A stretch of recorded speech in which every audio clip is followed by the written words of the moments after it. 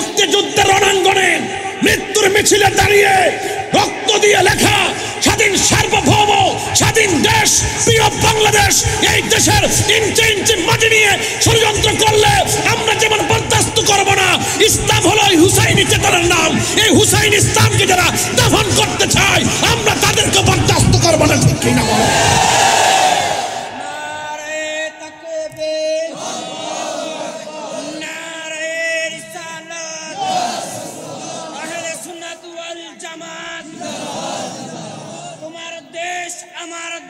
বাংলাদেশ বাংলাদেশ আলহামদুলিল্লাহ বলেন। যুবক ভাইয়েরা আমার,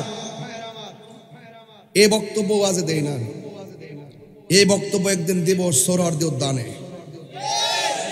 এই বক্তব্য সেদিন দিয়ে এসেছি লালদিঘির ময়দানে।